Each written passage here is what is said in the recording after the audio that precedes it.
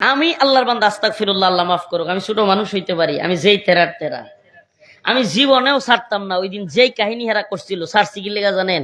ওই সময় শাইখুল হাদিস আল্লামা মামুনুল হক, মুফতি মনির কাসেমি দামাত বারকাতুহু, মুফতি আমির হামজা সহ অনেক উলামায়ে কেরাম তখনও জেলে ছিল। আমি চিন্তা করছি আজকে যদি এনো মারি, আমার হয়তো জেলে নিবে, আর হুজুর আর একটাও ছাড়তো না। কথাটা বুঝেন নাই?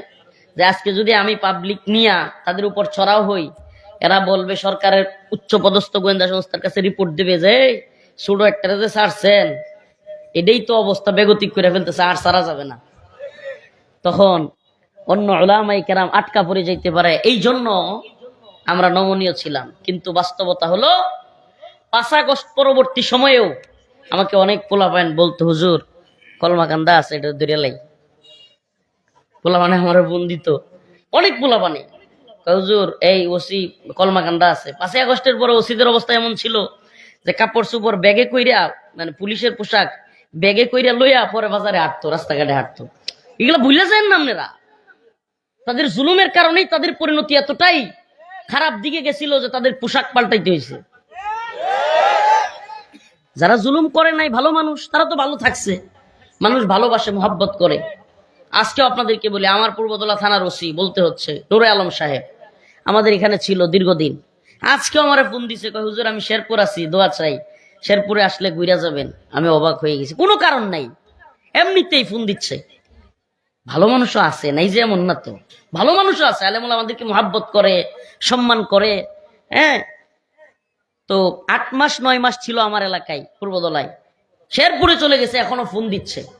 তাইলে এমনকি আওয়ামী আমলেও এমনও ওসি আমি পাইছি, ওসি রাশেদুল সাহেব, এদের কথা বলতে হয়। যখন নেত্রকোনায় কোনো প্রোগ্রাম করতে পারি না, এ আল্লাহর বান্দা এসপি সাহেবকে বুঝায়া আমার মাদ্রাসার প্রোগ্রাম, অনেক বড় প্রোগ্রাম হয়েছে, অনেক বড় বড় আলেমরা আসছে, আপনারা হয়তো কেউ কেউ গেছিলেন। ওই প্রোগ্রামের অনুমোদন উনি নিজে আইনা দিছে, ওসি রাশিদুল সাহেব। ভালো মানুষের ভালোটাও তো বলতে হবে।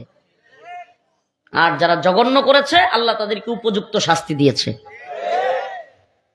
এই জন্য ক্ষমতা পাইলেই জুলুম করা যাবে, এটা শুধু এই পক্ষ আর ওই পক্ষ না, যেই দলের লোকই করুক, যেই পক্ষের লোকই করুক, আল্লাহ পাক জালেমদেরকে ছাড় দেন, কিন্তু ছেড়ে দেন না। আল্লাহ পাক গাফেল না, ওয়ালা তাহসাবান্নাল্লাহা গাফিলান আম্মা ইয়ামালুজ জালিমুন। আল্লাহ পাককে যেন জালেমরা গাফেল মনে না করে। লা তাখুযুহু সিনাতু ওয়ালা নাওম। আরে আল্লাহ তো ঘুমান না, সুবহানাল্লাহ। তিনি সামিউ, তিনি আলিম, তিনি হাফিজ, তিনি বাসির, তিনি সব কিছু দেখেন, শুনেন, জানেন, সুবহানাল্লাহ। তারপরে আল্লাহ ছাড় দেন, বাড়তে থাক, বাড়তে থাক। গুড়ি দেখেন না, পোলাপানে গুড়ি যারা উড়ায়, আস্তে আস্তে ডিল দেয়, ডিল দেয়, ডিল দেয়, দেখতে দেখতে দেখতে দেখতে দেখতে দেখতে গুড়ি যখন মনে করে আরে আমি তো মুক্ত বাতাসে উঠতেছি, আমারে আর কেউ পাবে না, হুট করে বিকেল হয়ে যায়, সন্ধ্যা হয়ে যায়, নাটাই ধরে টান দেয়। ঠিকই ঠিক না?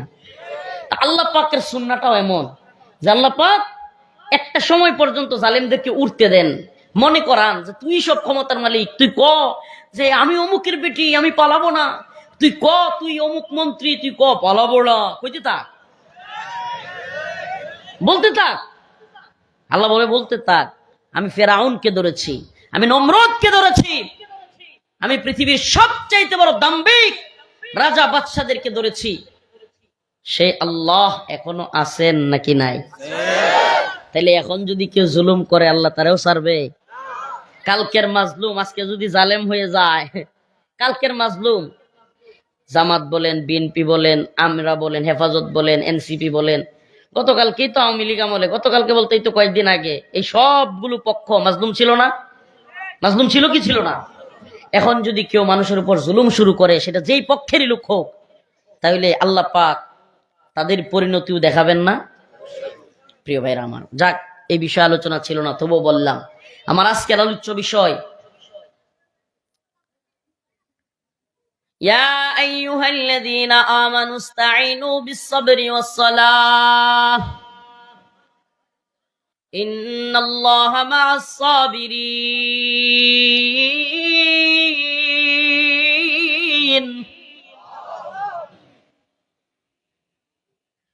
ওয়া লা তাকুলু লিমান ইউকতালু ফি সাবিলিল্লাহি আমওয়াত বাল আহইয়াউ ওয়ালাকিন লা তাশউরুন।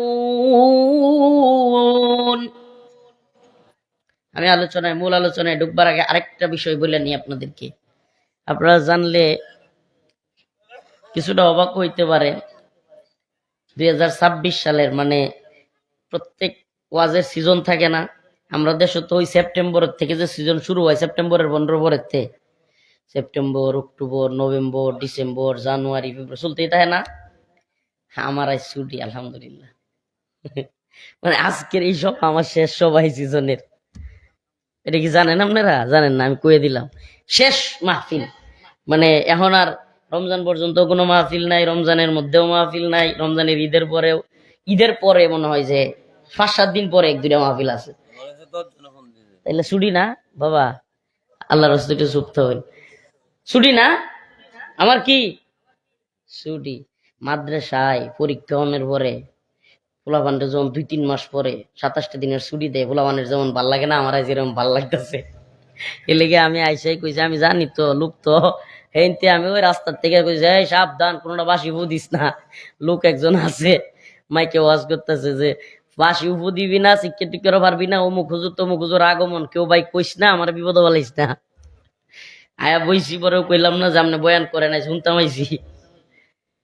তো আজকে আসলে ভালো লাগতেছে। কেমন ভালো লাগতেছে? মাদ্রাসা বন্ধ হইলে যেমন ছুটি দিলে পোলাপান কিরম খুশি হয়, মাদ্রাসার পোলাপানে বুঝবো এটা।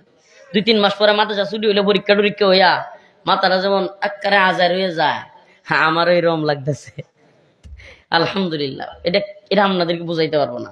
আপনি হঠাৎ করে একদিন মাহফিল শুনতে আসছেন, তো রাইতে 1-2টা বাজুক, হুজুর আমার কি?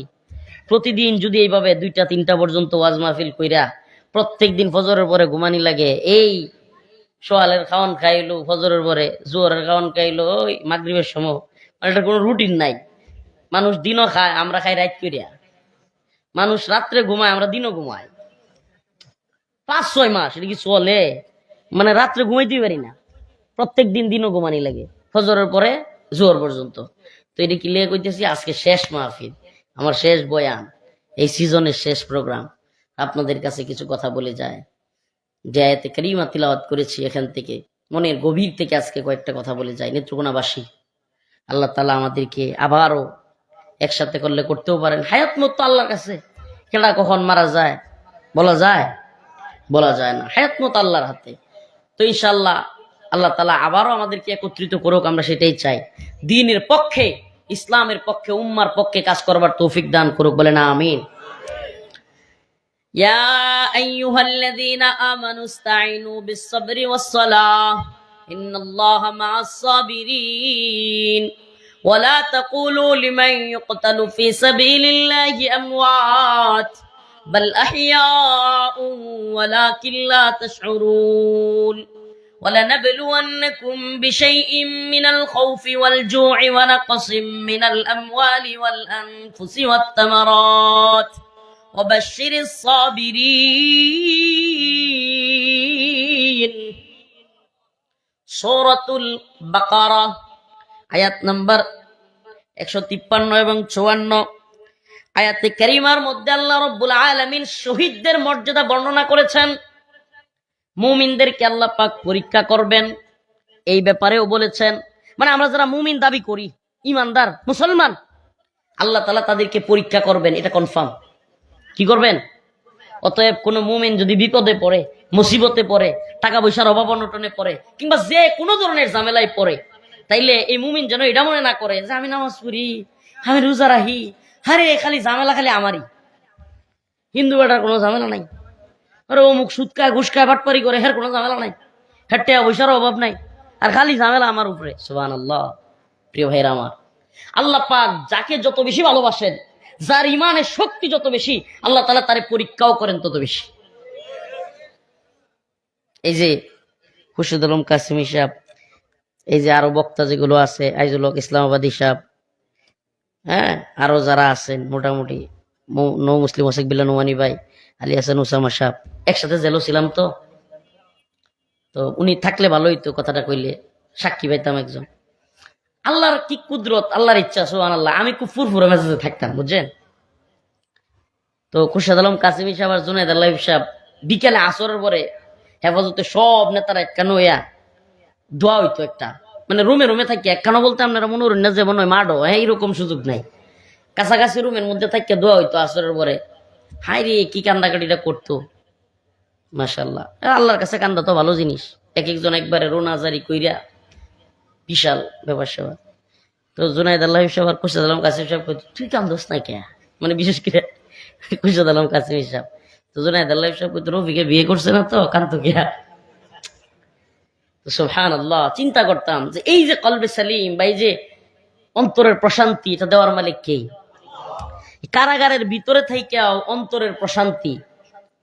এক লোক খালেদ সাইফুল্লাহ ভাই, বাড়ি ফরিদপুর। মাঝে মাঝে তো আমারও পেরেশানি লাগতো, আম্মার কথা মনে হইতো বা মন খারাপ হইলে। খালেদ সাইফুল্লাহ ভাই আমার পাশের রুমে ছিল, কয় যে রফিক ভাই মন যে খারাপ করতেছ, একটা উদাহরণ দিই। আমি কিছু কম, মনে করুন একটা লোক, তার মাত্র একটাই ছেলে একটাই মেয়ে। কয়টা ছেলে কয়টা মেয়ে? উদাহরণটা আমি আরো দিছি, বুঝতে পারবেন কেউ কেউ। একটা ছেলে একটা মেয়ে, ছেলেটারে বিয়ে হরাইছে, সে অনেক ক্ষমতাসীন, কিন্তু অনেক ক্ষমতাসীন লোকটা। ছেলেরে বিয়ে হরাইছে, ছেলেরে তুই বউ গেছে গা। মাইয়ারে বিয়া দিছে, মাইয়ারে থুয়া জামাই গেছে গা। মাইয়ার যে বুলাভান নাতি এডি কান্দে, আমার আব্বার আইনা দেও।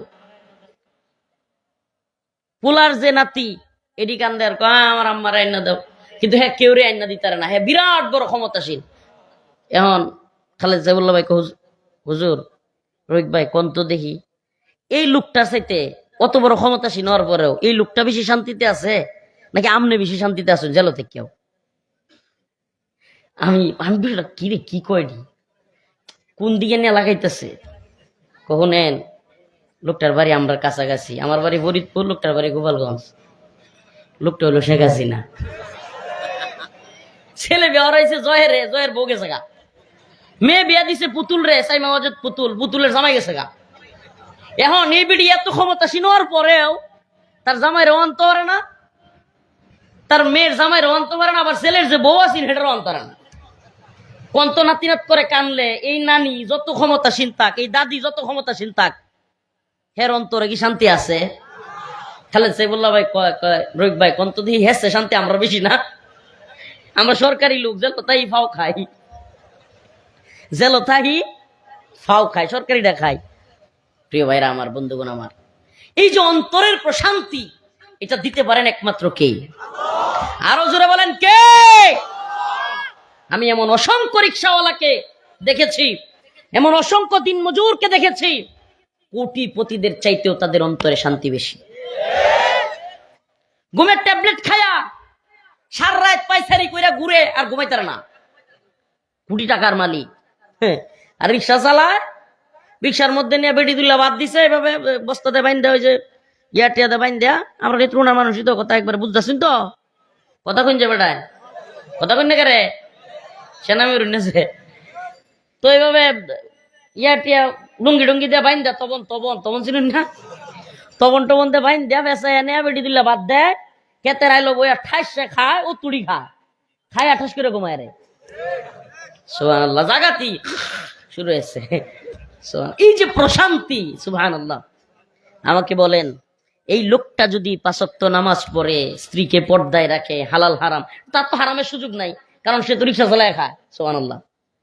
আচ্ছা বলেন, সে যদি নামাজটা পড়ে, মহিলাকে পর্দায় রাখে, আল্লাহর বিধানগুলো মানে, হালাল হারাম বিবেচনা করে চলে, এই লোকটার আত্মা যে প্রশান্ত, এই লোকটা এত বড় পরিশ্রমী হয়েও, এই লোকটা দরিদ্র হয়েও যে প্রশান্তি তার মধ্যে আছে, এ দেশের অনেক কোটিপতিরাও সেই প্রশান্তির মধ্যে নাই।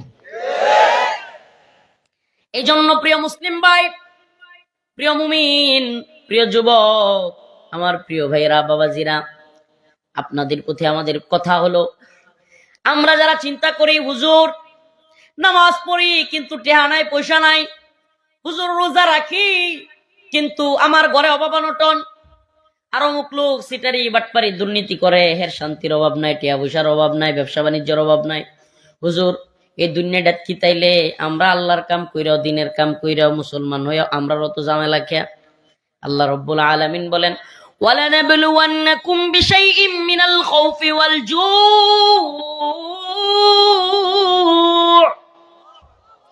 ولنبلونكم بشيء من الخوف والجوع ونقص من الأموال والأنفس والثمرات وبشر الصابرين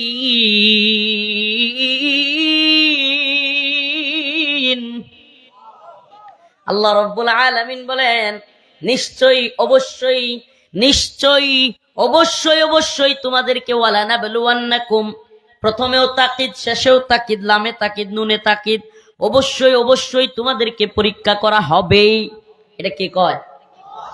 আচ্ছা, ছাত্ররা যদি কয় যে তোমরা বছরের শেষে পরীক্ষা দেওয়া লাগবেই, পরীক্ষার বিষয়বস্তু কি এটা, তাইলে তার পরীক্ষাটা সহজ না? আর যদি না জানায় যে কোন বিষয় পরীক্ষা হইব, কিচ্ছু জানি না, হঠাৎ করে কইতেছে 2026 সালের 5 ফেব্রুয়ারি তোমরা হঠাৎ করে কইতেছে এই স্কুলে সবার পরীক্ষা, সমানে প্রশ্ন দিতেছে, ওলামানের মাথা ওলাই যেত না? কথা কই না কেরে? আল্লাহ তাআলা এই জন্য পরীক্ষার ব্যাপারে বলে দিয়েছেন অবশ্যই তোমাদেরকে পরীক্ষা করা হবে, এবং সেই পরীক্ষা তোমাদেরকে করা হবে তোমাদের ঈমানের স্তর অনুযায়ী। কি অনুযায়ী? ঈমানের স্তর। সুবহানাল্লাহ। যারা আমল ভালো, যারা ঈমান ভালো, যারা আখলাক ভালো, সে বেশি বেশি পরীক্ষার মধ্যে পড়বে।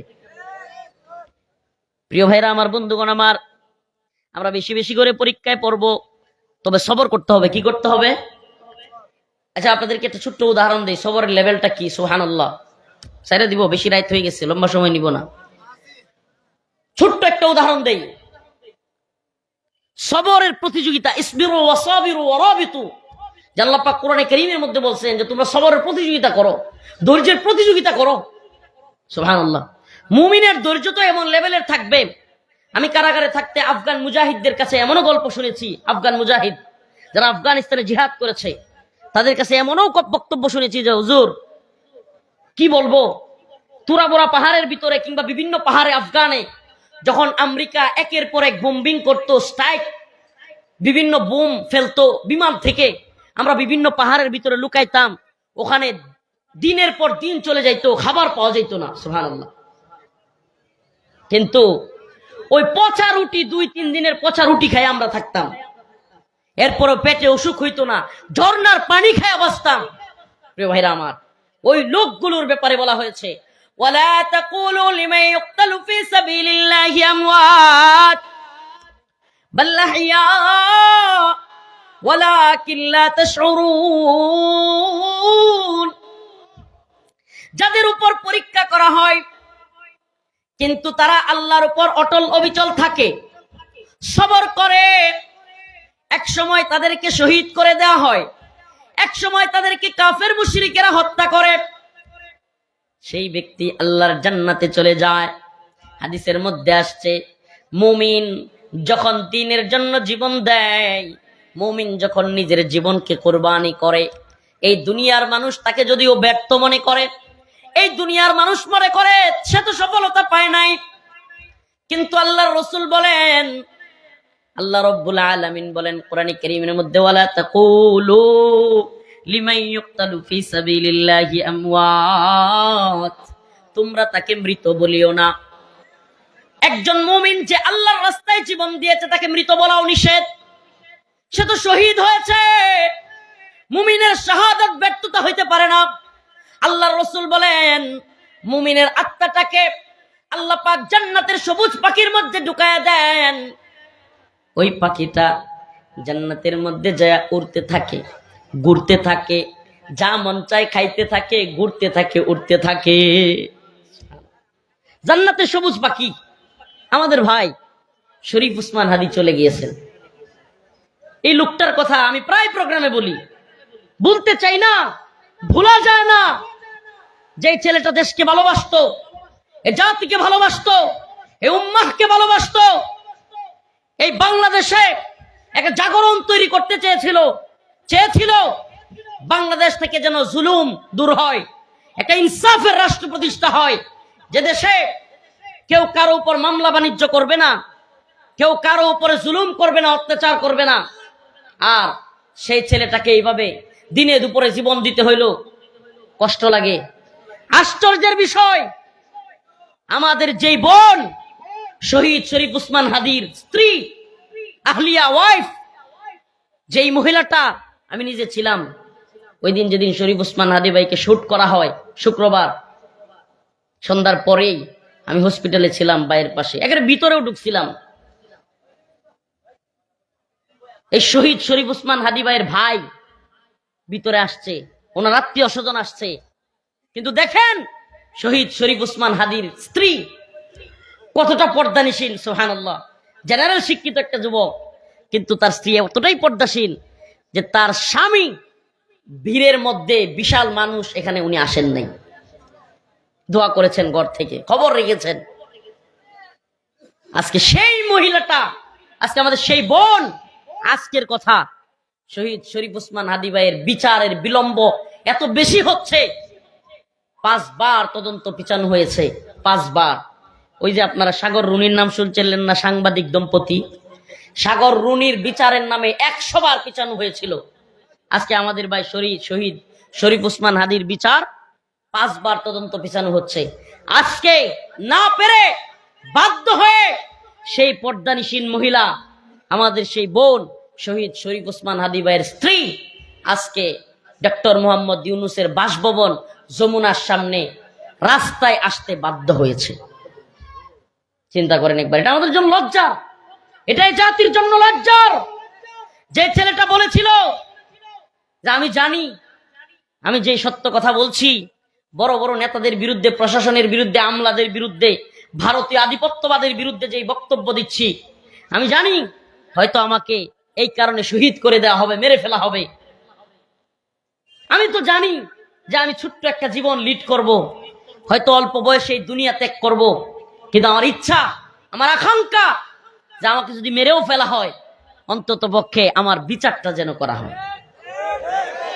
প্রিয় ভাইরা আমার, বন্ধুগণ আমার, হে যুব সমাজ, আজকে যেহেতু যুবকদের উদ্যোগে প্রোগ্রাম, আমরা তোমাদের কাছে জানতে চাই, এই ইন্টারিম গভর্নমেন্ট, আমেরিকার গোলামেরা, আমেরিকান দাসত্ব করা এই সরকার 2000 বা তার উপরে লাশের বিনিময়ে, আমাদের জেল জুলুমের বিনিময়ে, আমাদের আন্দোলনের বিনিময়ে, আমাদের রিমান্ডের নির্যাতনের বিনিময়ে যাদেরকে আমরা বসাইছিলাম, আজকে সেই সরকারের সময়ে আমাদের ভাইদেরকে হত্যা করা হচ্ছে এবং বিচারের নামে তামাশা করা হচ্ছে।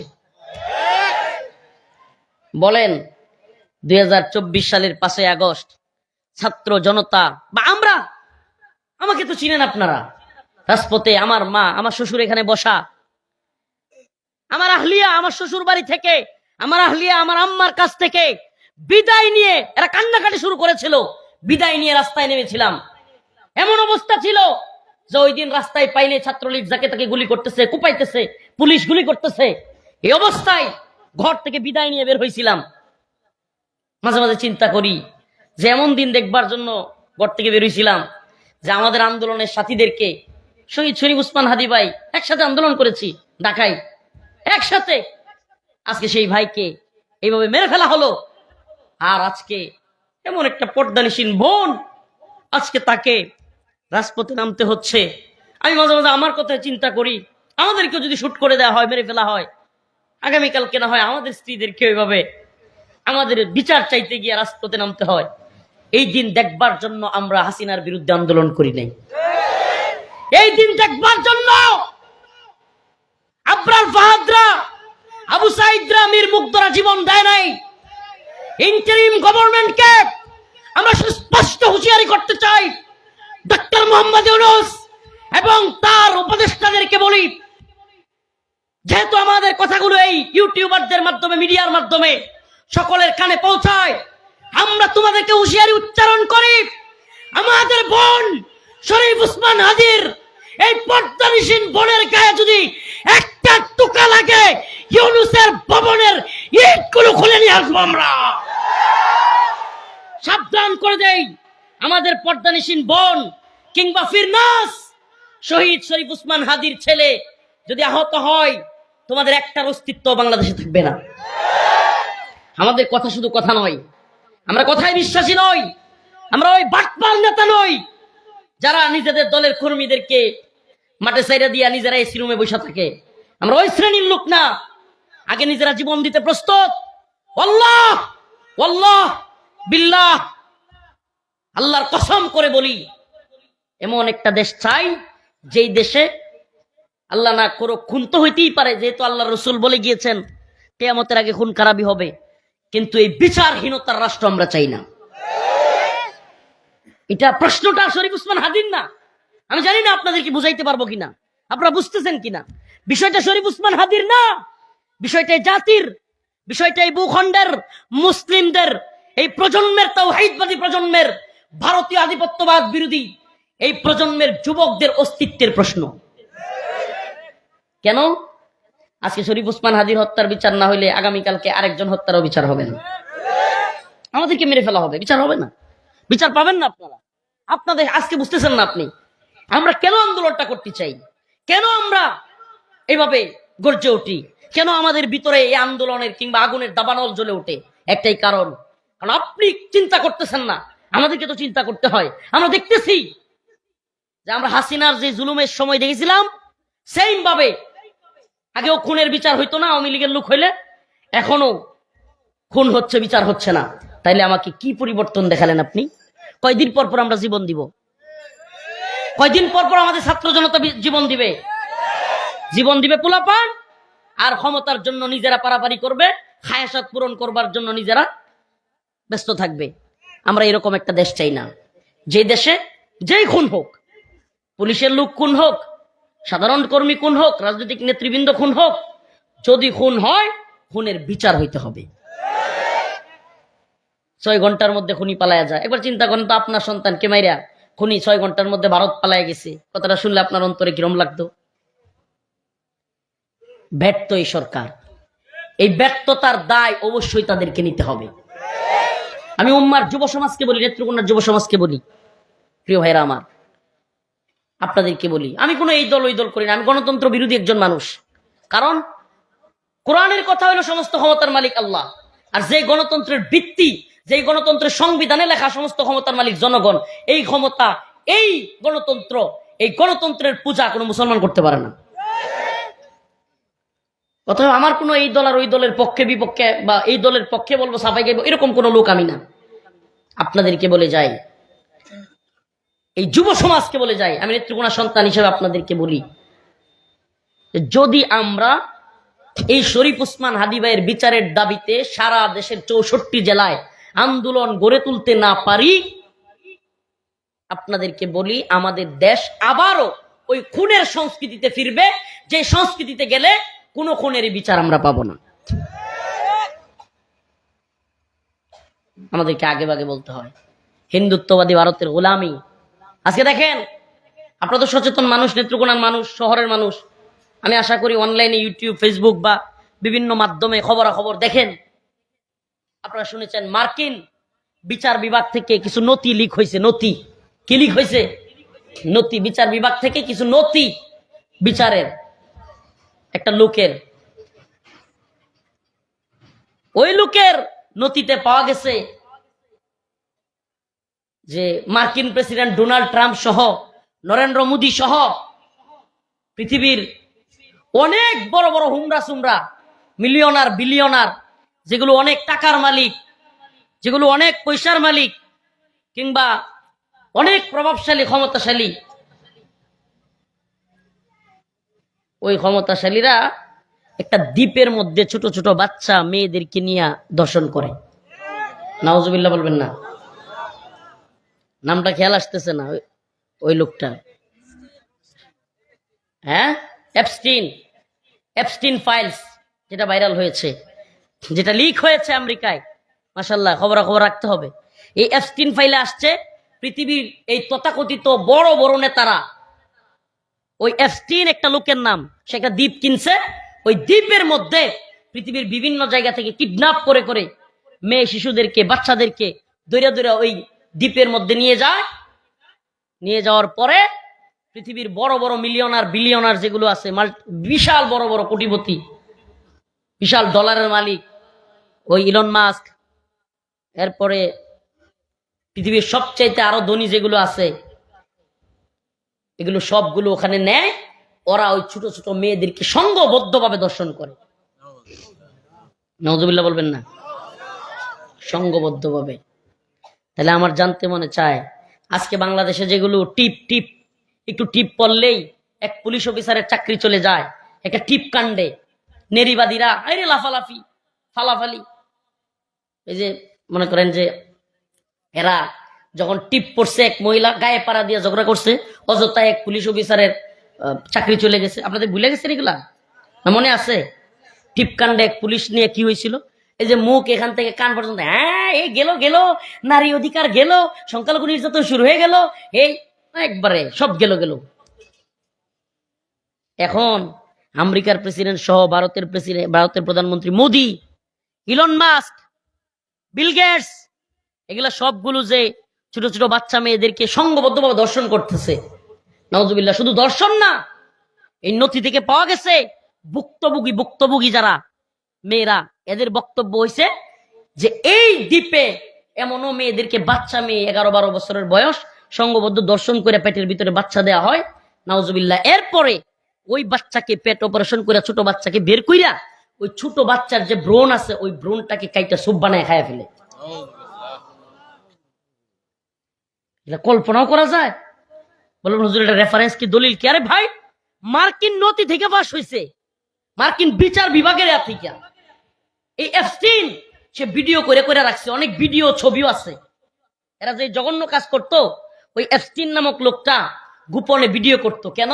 কারণ সে জানতো যে আমি যে জঘন্য কাজ করতেছি, একদিন যদি আমি ধরা খায় যাই তাইলে তো আমারে মেরে ফেলবে। তাহলে বড় বড় নেতারা যে এসে কাজ করতেছে এগুলা ভিডিও করে রাখি। বাংলাদেশের একটা উদাহরণ দিলে বুঝবেন। পাপিয়া নামের এক মহিলার নাম শুনছিলেন, 2021 সালের দিকে গ্রেফতার হয়েছিল। এই পাপিয়ার একটা হোটেল ছিল, বাড়ি ছিল। ওই বাড়িতে বাংলাদেশের আওয়ামী লীগের বড় বড় নেতারা গিয়া ওই হোটেলের মধ্যে নাউজুবিল্লাহ খারাপ মেয়েদেরকে আইনা সে রাখতো। ওই মডেল, নায়িকা, এগুলোর গায়িকা, এগুলোর রাখতো। পাপিয়া টাকা পয়সা দিয়া এদেরকে গায়িকা বানাবে, নায়িকা বানাবে বইলা। আর ওখানে বড় বড় নেতারা ওখানে যাইতো, আর পাপিয়া গোপনে ক্যামেরা রাইকা এগুলার ভিডিও করে রেখে দিত। শুনছি আর কি, মিডিয়া নিউজ কিছু তো ফ্লাশ হয়েছে, কাদের কাক্কুর কিছু ভিডিও ছিল, ওবায়দুল কাদের। তো প্রিয় ভাইরা আমার, এই পাপিয়ার মতোই অপকর্ম যারা করে তারা কিন্তু কিছু প্রমাণও রাখে। কেন? কারণ নিজে যদি ধরা খাওয়া যায় বাসন তো লাগবো, ব্ল্যাকমেল কইরা। তো এফস্টিন সে তার দ্বীপের মধ্যে এভাবে ভিডিও কইরা কইরা ছবি এই বড় বড় নেতাদের রাখছে, নাউজুবিল্লাহ। প্রিয় ভাইরা আমার, বন্ধুগণ আমার, এখন নারীবাদীরা কোথায়? আমি 2 দিন আগে ফেসবুকে একটা পোস্ট করলাম, কষ্টে। ওই যে হারানো বিজ্ঞপ্তি দেয় না, মানুষ হারানো বিজ্ঞপ্তি দেয়, এরপরে মাইকিং করে যে একটি হারানো বিজ্ঞপ্তি। বাংলাদেশে নারীবাদীদেরকে খুঁজে পাওয়া যাচ্ছে না। যেই নারীবাদীরা টিপকাণ্ডে কিংবা হেফাজতে পর্দার কথা বললে যারা কয় নারী অধিকার গেল গেল, এদেরকে এখন যখন মেয়েদেরকে সংঘবদ্ধ দর্শন করা হচ্ছে, এদেরকে খুঁজে পাওয়া যাচ্ছে না। বাংলাদেশের কোন সহৃদয়বান ব্যক্তি যদি তাদের পাইয়া থাকেন, আপন মনে স্ব ইচ্ছায় তাদেরকে আচ্ছা মতো জুতা মারবেন।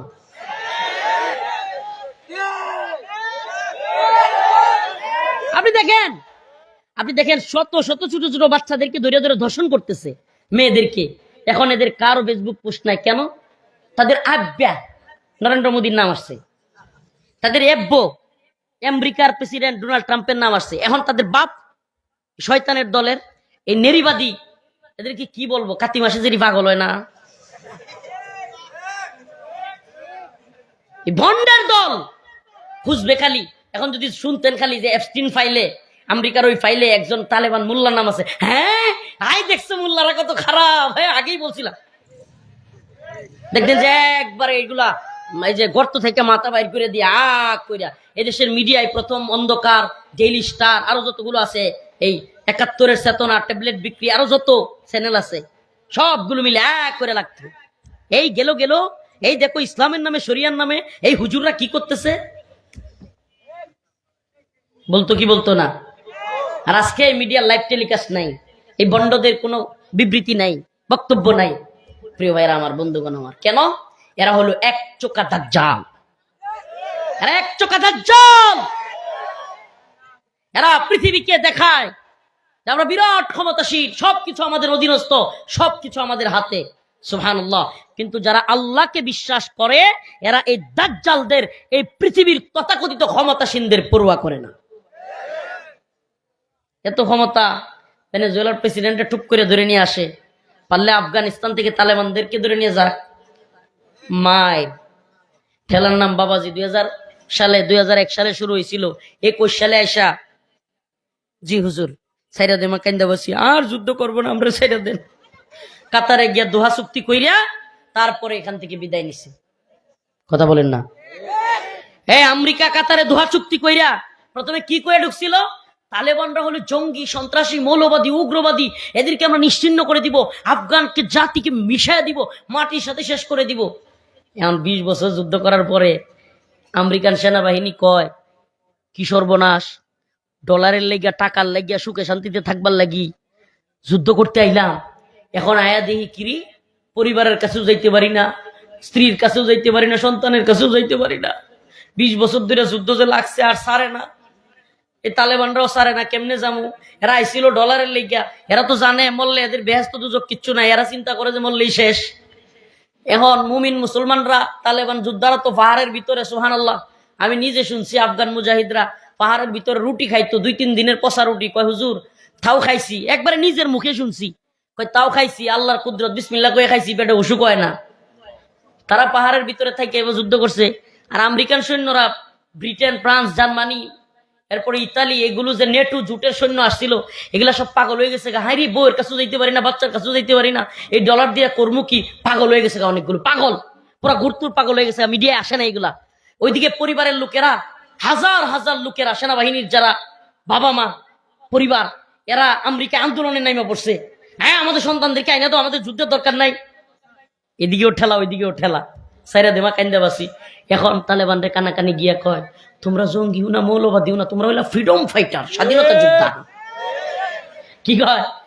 তোমরা ফ্রিডম ফাইটার, তোমরা স্বাধীনতা যোদ্ধা, আমাদেরকে সাইরা দাও অন্তত, যে আমরা যদি এখন এমনি এমনি পালায়া যায়, পৃথিবী দেখবে হাইরে আমেরিকা এইভাবে পালায়া গেল, তাইলে আমরা পালানোর একটা সুযোগ করে দাও। কি, আসো আমরা একটা চুক্তিতে আবদ্ধ হই।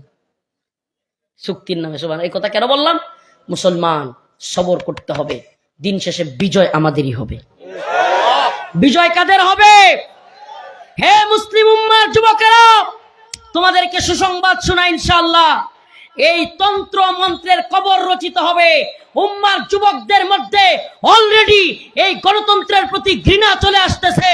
বিজয় আসবে দাওয়া, ইরদাদ, জিহাদ, শাহাদাতের মাধ্যমে। অচিরেই বাংলার জমিনে কালেমার পতাকা পথ করে উঠবে ইনশাআল্লাহ। আসবে, বিজয় আসবে। এই গণতন্ত্র আস্তে আস্তে মানুষ, আওয়ামী লীগ, বিএনপি, এই সরমুনাই, জামাত, এনসিপি, গণতান্ত্রিক দলগুলো, এগুলো থেকে মজা উঠে যাচ্ছে আস্তে আস্তে মানুষের। এই 12 তারিখ গেলে আরো উঠে যাবে। এই পক্ষ ওই পক্ষ বলতেছি না, এমনি গণতন্ত্রের প্রতি মজা উঠে যাচ্ছে। যে গণতন্ত্রে পীর সাহেব হুজুর, শাইখুল হাদিস আল্লামা, মনে করেন আহমদ আলী সাহেব, শেওলার পীর সাহেব হুজুর নাম শুনছেন না? আমাদের নেত্রকোনার পীর সাহেব হুজুর, মনে করেন সুতারপুরি হুজুর, কিংবা নেত্রকোনায় আরো 1-2 জনের নাম বলেন, বড় হুজুর যারা, উনাদের বুটের মূল্য যা একটা, আহমদ সাহেব, শাইখুল হাদিস, শেওলার পীর সাহেব, উনি বুট দিলে বুট পাস্ট হইব। আরেকজন এই যে সুর বাটপার চিন্তাকারী বুট দিলে, চিন্তা করছেন এই নি অবস্থা। প্রিয় ভাইরা আমার, এই জন্য আমি গণতন্ত্রের বিরোধী মানুষ। কেন? কারণ যেখানে বলা হয় সমস্ত ক্ষমতার মালিক জনগণ, নাউজুবিল্লাহ, এটা সুস্পষ্ট শিরিক।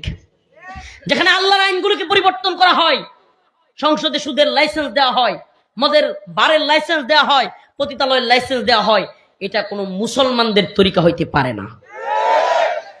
আমরা মানুষকে বোঝানোর চেষ্টা করি। অনেকে আমরা বলে হুজুর আপনারা এগুলো বইলা বইলা শেষ করে দিতেছেন, দিন প্রতিষ্ঠা করে ফেলবে। পৃথিবীর 1 ইঞ্চি ভূমিতেও এই গণতন্ত্রের মাধ্যমে আল্লাহর আইন প্রতিষ্ঠা হয় নাই।